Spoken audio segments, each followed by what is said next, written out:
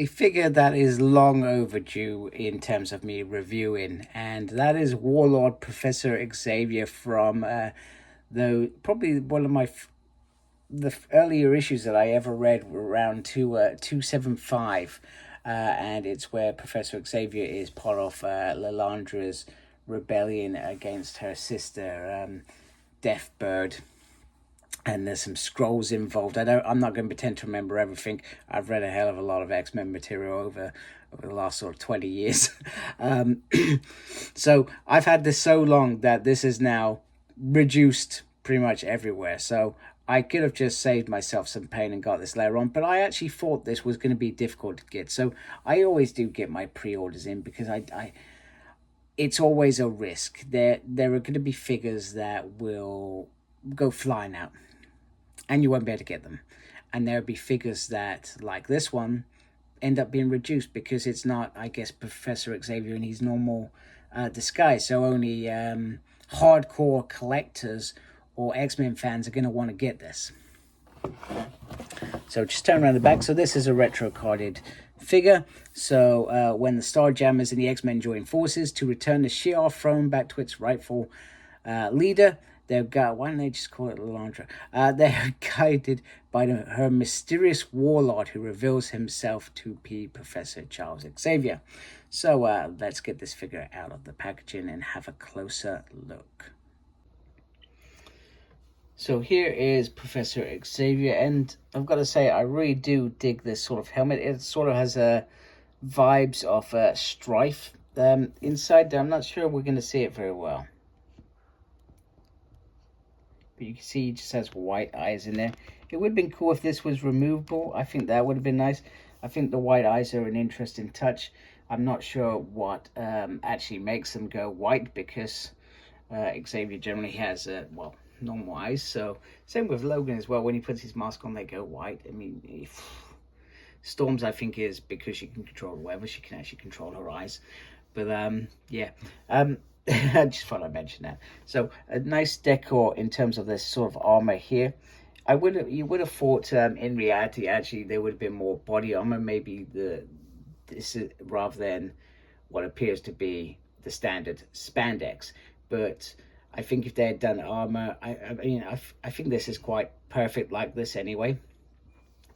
But in comic terms, I think armor throughout, considering, all right, he's got his telepathy, but that's about it.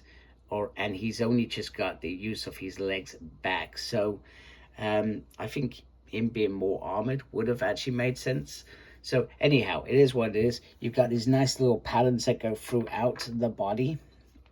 And then you've got this beautiful, beautiful sort of cape that goes all the way around. The cape is connected to these armor pieces here, which can slightly move very thing. So if you take the hat off, you can just have the body with perhaps the Xavier head if you want. I may do that in a minute. So in terms of articulation, he does have all the articulation you would expect. There is a butterfly joint in there. You're not going to get the most out of it with this piece on, just so I'm clear. But if it's not on, you can get the full range of it. So you got to turn at the top, you got to turn on the bicep. You've got these pinless joints here, doubles, which is quite nice. And then you got the full range of turning the hand around. And oh yeah, there's a little upsy and downsy as well. He does have an crunchy crunch because this is ripped Xavier. He's got a twist there. He can almost do the splits. He can go forward. He can sort of go back. He has a swivel on the thigh. These has pinless joints on the legs, which is nice. It's nice to see. Swivel on the foot, and then an upsy and downsy, a lefty and a rightsy. There we go. So you can get him in some nice poses. Of course, the cape can work as something that assists, or it can deter. Can't say the words.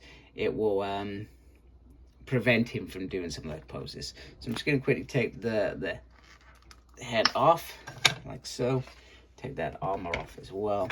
Let's put the Xavier head back on.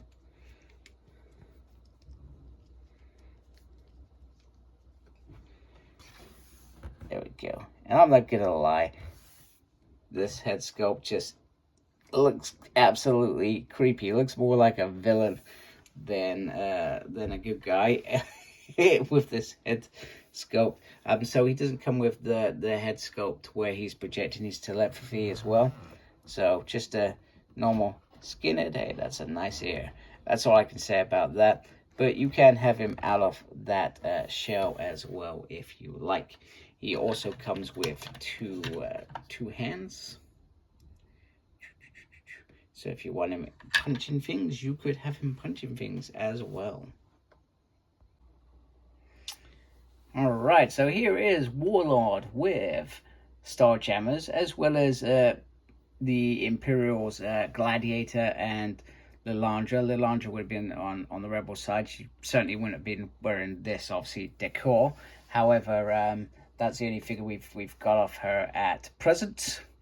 Also nice to see that we've had Starjammers over the years. Binary, Christopher Summers, Child, and Fang. Hopefully we get some more. I would love to see Deathbird be given a similar treatment to the recent announced Archangel with the wings. I feel like I would love to see that figure released. But you know what? Sometimes with Hasbro, it is a slow burn. Sometimes we get these figures every 5 years. Sometimes we get them every year. Sometimes they're just rolling them out and chucking them at us. It does vary in terms of these. So, you know, I've been collecting for a very long time. So sometimes you got to be patient, and patience weighs out. I never thought 20 years ago, you know, I would have this like this. Nor did I think we would have the team that I'm about to put up together as well. This wouldn't be me doing the proper video if I did not give you 275 cover.